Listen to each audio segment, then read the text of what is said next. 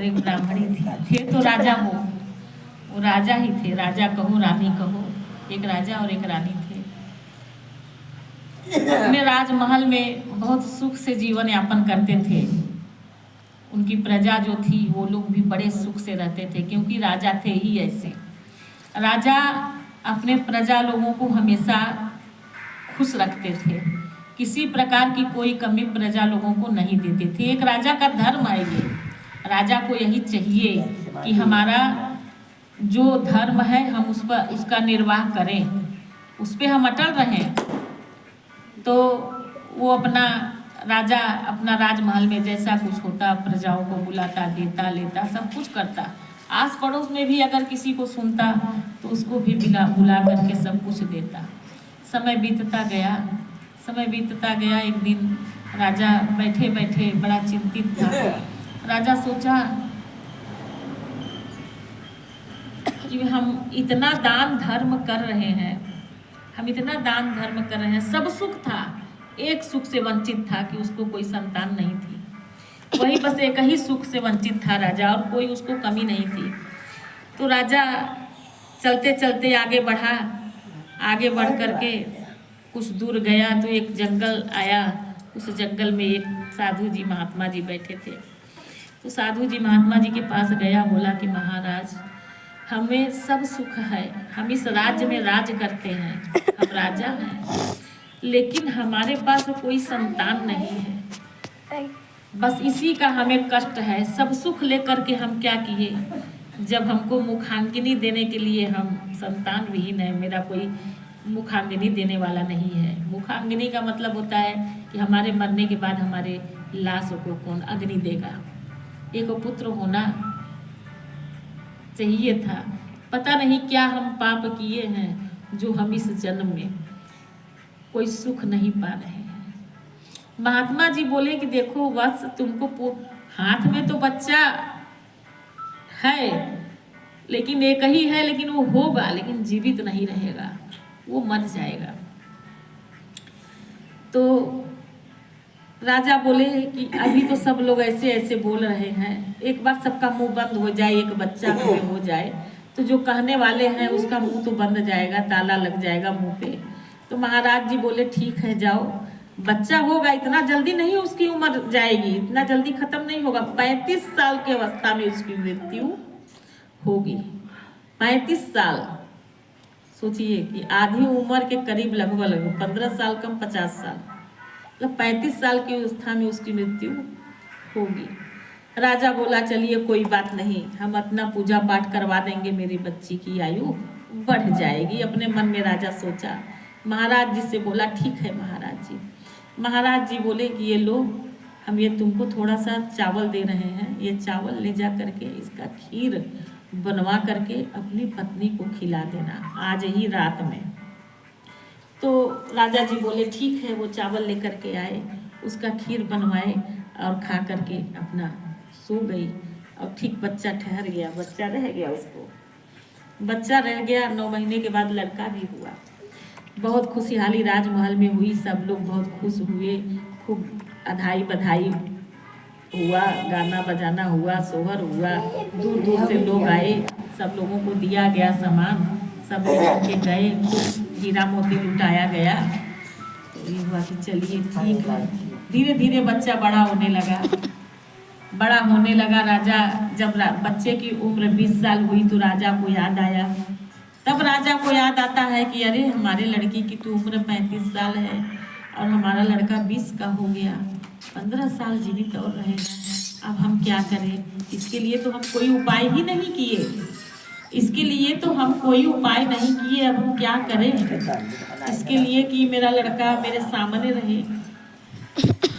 बाप को सबसे बड़ा बोझ क्या होता है? पुत्र की अर्थी। कोई पिता उठा नहीं सकता, वही सबसे बड़ा बोझ होता है, पुत्र की अर्थी को उठाना। पिता से नहीं उठता वो। श्री शिवाय नमस्ते। तो वो क्या करता बेचारा? बड़ा प्रयास किया, देवाधिदेव महादेव के मंदिर में जाकर के पूजा पाठ करने लगा। भगवान हमारे लड़के के ऊपर जो ग्रह है उसको बाबा आप दूर करिए, लेकिन वो दूर कहाँ होने वाला है, उसका ग्रह तो लिख गया ना, उसके भाग्य में जो लिख गया तो लिख गया। बड़ा पूजा पाठ माता पिता करने लगे राजा रानी अपने बच्चे के लिए। समय बीतता गया, 21-22 साल का लड़का हो गया। लड़के की शादी के लिए एक बार गए राजा जी अपने दोस्त यहाँ मिलने, तो उसके दोस्त के यहाँ वो भी राजा था दूसरे गांव में। जब वहाँ गए तो उसकी लड़की बड़ी सुंदर दिखी, तो राजा जो गए थे, लड़के के पिता जो राजा थे वो जो गए थे तो देखे कि लड़की तो बहुत सुंदर है, तो बोले कि यार ये किसकी लड़की है, तो बोली हमारी लड़की है। ये आपकी लड़की है तो आप हमारी बहू बना दीजिए, हम आपसे हाथ मांग रहे हैं इस कन्या की कि हमारे बेटे की बहू पत्नी बन जाए, हम शादी करके लिवा जाएंगे अपने घर। उसके दोस्त जो थे मान गए, राजा बोले ठीक है। वो औरत बहुत दान धर्म करती थी, इतना ज़्यादा वो लड़की दान धर्म करती थी मायके में अपने, कि राजा एकदम परेशान हो गए थे अपनी बेटी से कि हमारी बेटी सुबह उठ करके जब तक वो दान नहीं कर लेती थी, किसी भूखे को एक गरीब को भोजन नहीं करा लेती थी, तब तक वो स्वयं चाय भी नहीं पीती थी। उसके लिए चाहे 9 बज जाए चाहे 10 बज जाए। लेकिन भगवान की महिमा देखिए, उसके दरवाजे पर कोई न कोई सुबह हाजिरी दे देता भोजन के लिए, और एक जाति ले जा कर के भोजन उसको पेट भर दे देती खाने के लिए, तब आकर के खुद वो भोजन करती। सुबह उठना, भगवान का नाम लेना, पूजा करना, इसके बाद भूखे को भोजन कराना, ये उसकी प्रथा था, नियम था। इसके बाद अगर कोई आ जाता है उसको भी देती थी, उसको भी जा कर के अपना जो उसको चाहिए वो उसको देती थी। बहुत पूजा पाठ, बहुत दान धर्म करती थी। उसी कन्या से शादी हो गई उस राजा के लड़के की। जब उस राजा के लड़के की शादी हो गई, बहू घर आई, समय बीतता चला गया। वहाँ से मायके से भी वो आई जब अपने यहाँ ससुराल, तो यहाँ भी बैठ कर के वो यही करती, सुबह का समय पहले दान। तो उसके पिता लड़की के बोल दिए थे, लड़के के पिता से कि हमारी लड़की शुरू से ऐसा करती है, आप मना तो नहीं करेंगे? तो बोले नहीं, हम कभी मना नहीं करेंगे, अच्छी बात है, बहुत अच्छी बात है, इतना करती है, और भाग्य हमारा कि हम ऐसी बहू पाए हैं। बिल्कुल, हमारे राज्य में क्या कमी है, जिसको चाहे उसको देने से कभी घटता नहीं है, बढ़ता है। लेकिन दो उसी को जो जरूरतमंद है, जिसको देखो कि हाँ इसको देने से ठीक है, ये भूखा है, इसका कोई नहीं है, उसी को दो। सबको खिला करके कुछ नहीं होता। हम अच्छे लोगों को खिलाएंगे तो हमारा बर्बादी होगा, हमको मिलेगा नहीं। हम किसी गरीब को खिलाएं, किसी दुखिया को दें, तो उसका आशीर्वाद हमको लगेगा, वो हमको मिलेगा, उसका चौगुना हमको मिलता है। तो वो ऐसे करती गई, समय बीतता गया। जब 2 दिन बचा था, सिर्फ 2 दिन, राजा के लड़के की मृत्यु के लिए 35 साल की उम्र करीब करीब हो गया था, जैसे कि परसों 35 साल का हो जाएगा। अब राजा जी चले गए, राजा रानी, लड़के का पिता और माता दोनों मंदिर में चले गए, भगवान के मंदिर में बैठ करके रो रहे हैं, माथा पीट रहे हैं, मेरा इतना बड़ा लड़का मेरे आँख के सामने से चला जाएगा बाबा, हम कैसे बर्दाश्त करेंगे बाबा, मेरा लड़का इतना बड़ा होकर के चला जाएगा, हमसे बर्दाश्त नहीं होगा, मेरी जान ले ले पहले बाबा। माता पिता मंदिर में रोते हुए माथा पीट रहे हैं और कह रहे हैं, बाबा बच्चे से पहले आप हमें उठा लो, ये दिन हम देख नहीं पाएंगे बाबा, ऐसा कैसा हो गया बाबा, किस जन्म का पाप है, पिता की गलती की वजह से ऐसा संकट पुत्र के ऊपर आया था। लेकिन वो पिता रोता रहा, बाबा से मांगता रहा कि बाबा हमारे बच्चे को जीवित कर दे, मेरी मृत्यु हो जाए। लेकिन होने को कोई टाल नहीं सकता। जब उसका परसों का दिन हो गया कि अब आज मेरे बेटे की मृत्यु रात में 10 बजे हो जाएगी, दिन भर मेरा बेटा रहेगा लेकिन रात में चला जाएगा। पिता के रोने का ठिकाना नहीं रहा, पिता माता अपना सर उछल के एकदम फोड़ डाले, मंदिर में ब्लड का धार बहने लगा, लेकिन मृत्यु नहीं हो रही है। मृत्यु तो जब वो चाहेंगे तब होगी ना, हम कितना भी कुचल दें अपने सर को, लेकिन हम मरेंगे नहीं जब तक वो नहीं मारेगा। अब लोग भीड़ लगी है भयंकर, माता पिता रोए जा रहे हैं। लेकिन पिता के तो भाग्य से लड़का खत्म हो चुका। वो औरत का दान पुण्य इतना तगड़ा था कि घूमते घामते एक गरीब ब्राह्मण उसके दरवाजे पर, उसी दिन जिस दिन उसके पति की मृत्यु थी, उसी दिन एक गरीब ब्राह्मण भिक्षा मांगने, भिक्षा क्या, किसी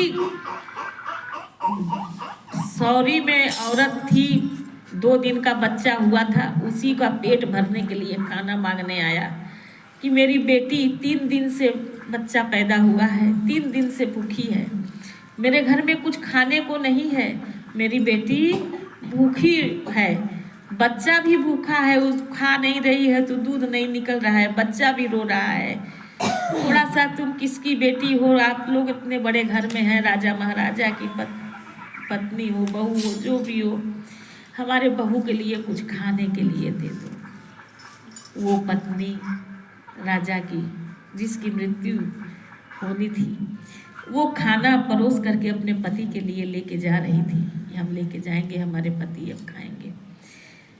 जब वो आ गया आदमी कि हमारी लड़की 3 दिन से भूखी है, बच्चा भी हुआ है 3 दिन का, कुछ खाई नहीं है, खाना हमारी बेटी को दे दो, नहीं हमारी बेटी मर जाएगी। वो बड़े शौक से, भाई दान तो करती ही थी, तुरंत उठा के वो थाली ऐसे दे दी उस ब्राह्मण को कि ले जाइए, आप अपनी बेटी को खिलाइए, रुकिए हम और दे रहे हैं। दूध भर के डब्बा दे दी, सब कुछ उसको भर भर के दे दी, बोली ले जाइए, आप रोज आइए, आप अपनी बेटी के लिए यहाँ से रोज खाना ले जाइए, हम आपको अपने हाथ से देंगे, दूध भी देंगे, सब कुछ देंगे। तो वो चला गया खाना लेकर के। जब वो औरत वो अपने मुंह में जब वो भोजन डाली तो वो इतना कह रही है कि बाबा, जिसने हमारे आत्मा को तृप्त किया, जिसने मेरे भूख को मिटाया, उसकी सुहाग की रक्षा करना, उसकी सुहाग को बढ़ाना बाबा।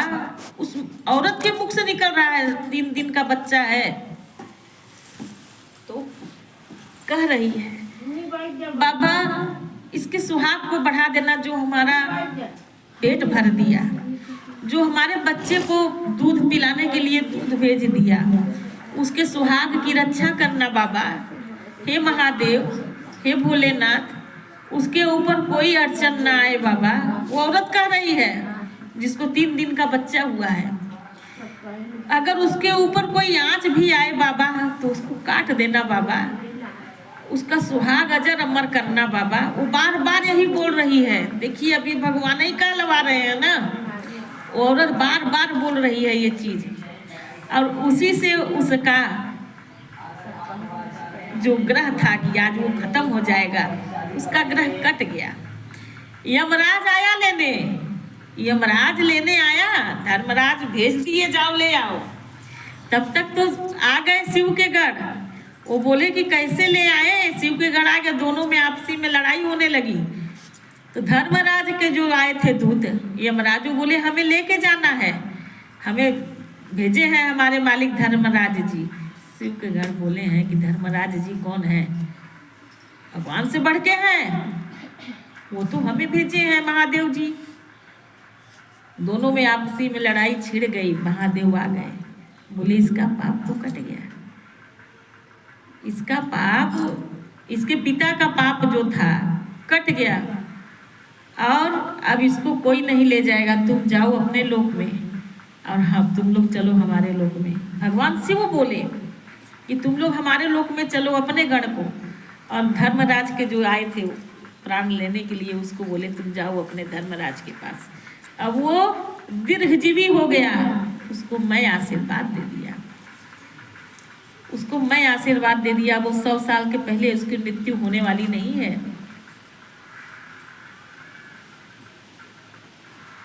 ओ बाबा सब दुख काटो हमारा, ओ भोला सब दुख काटो हमारा। शिव शंकर जपो तेरी माला, भोले बाबा जपो तेरी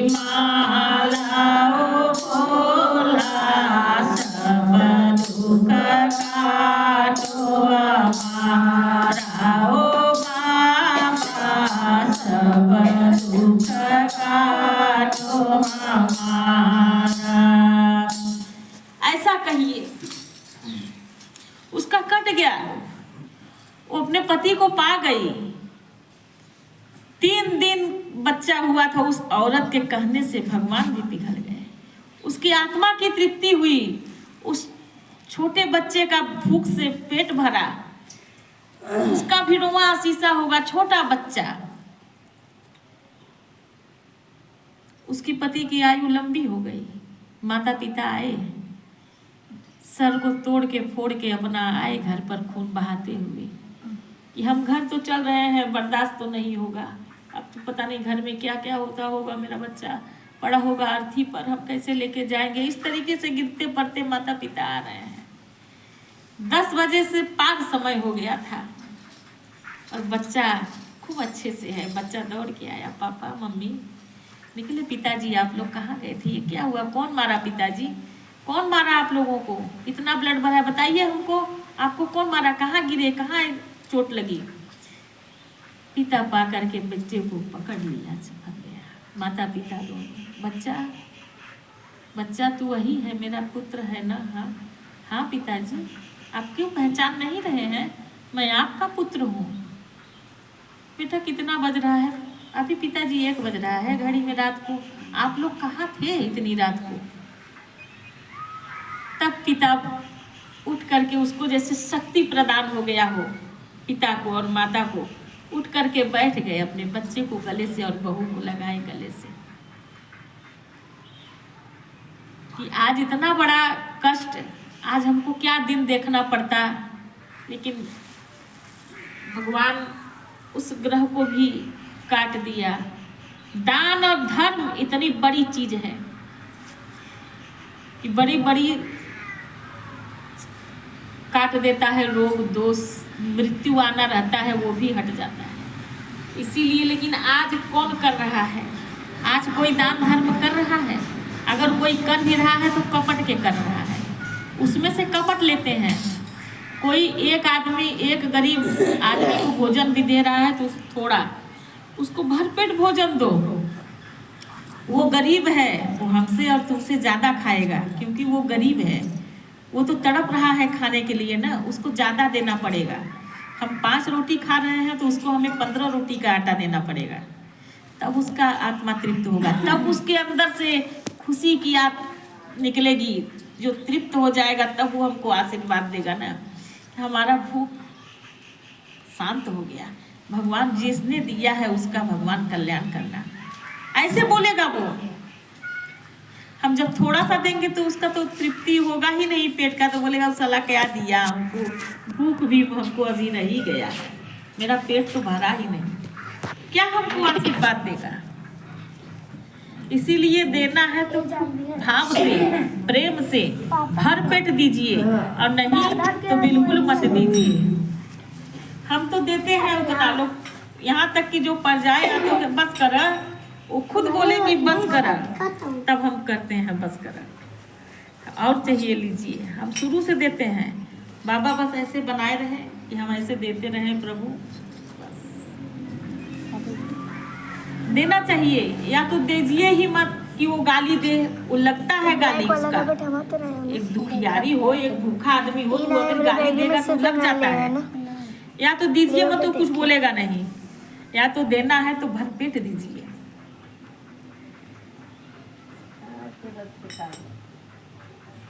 ये भगवान स्वयं कहते हैं, यही भगवान परीक्षा लेते हैं।